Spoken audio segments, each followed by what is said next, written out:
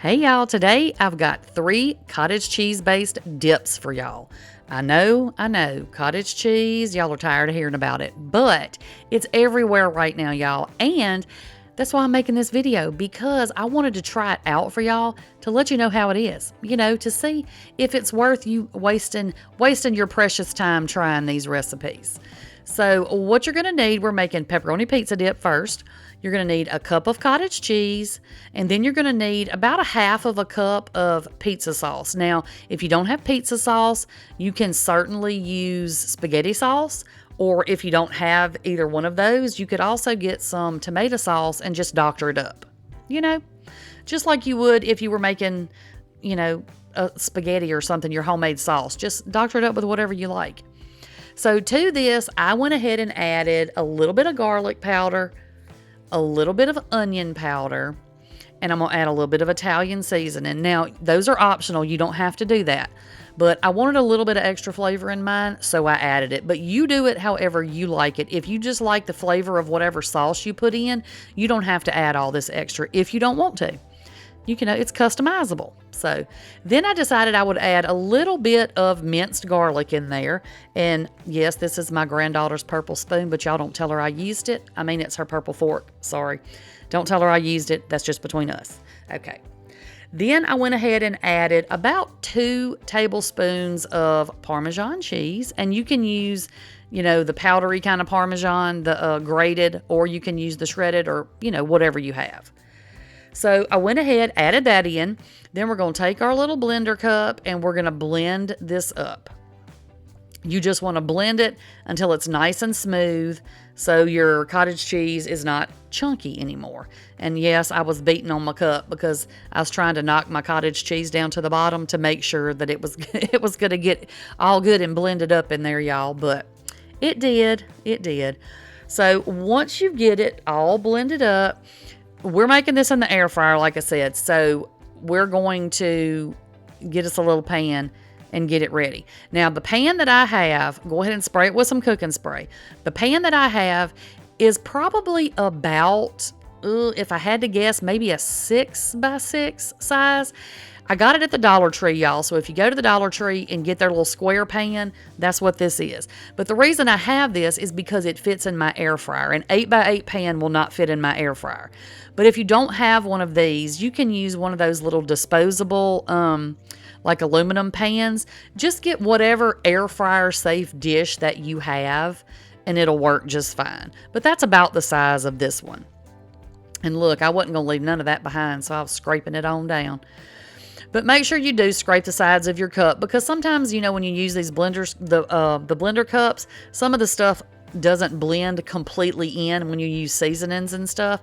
So just make sure you scrape it down so you get all the good stuff out of there, So once you get that added to your little pan, just smooth it out the best you can. It's going to kind of go where it wants to go.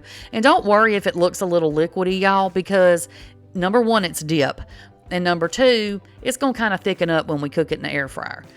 Now, once you get your cottage cheese mixture into your pan, go ahead and top that with a little bit of mozzarella cheese. Now, I used probably about a half of a cup. It wasn't a whole lot because this pan's not very big. Maybe a little more, maybe 3/4 of a cup. I don't know. I like cheese. But anyway, use ever how much you want. And if you don't have mozzarella, which of course I use mozzarella because it is a pizza dip, but if you don't have any, just use what you have. So then I went ahead and added on, and yes, that was great value. Don't judge me. I went ahead and added on some pepperonis. Now, this is one thing I would do different when I make it next time, is I'm going to cut my pepperonis up, and that way you get a little piece of pepperoni in every bite that you have. Now, I went ahead and added a little bit more cheese on top because in the air fryer, because pepperoni is so light, it'll try to fly all over your air fryer. Then you're going to end up with pepperoni everywhere except for on your dip. You know what I'm saying? So just put a tiny bit of cheese on there to hold your pepperoni down.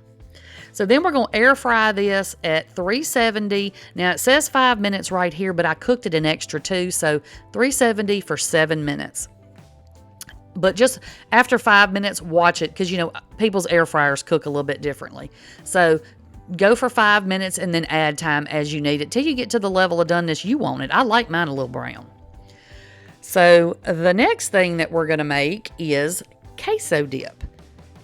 So we're going to add a cup of cottage cheese right to our little blender cup. Now, I will tell you, this recipe that I found everywhere, it called for nutritional yeast. Well, I don't have that, and my store didn't have that. But I read on the Google that if you don't have nutritional yeast, you can substitute Parmesan cheese. So that's what I did. Now, I added too much Parmesan cheese, I will tell y'all that. I would go with about 2 tablespoons of it if you're going to use the Parmesan. I mean, it was fine. It just, it just had a strong Parmesan flavor. Then I added in about a tablespoon of my Kinder's fajita seasoning blend mix.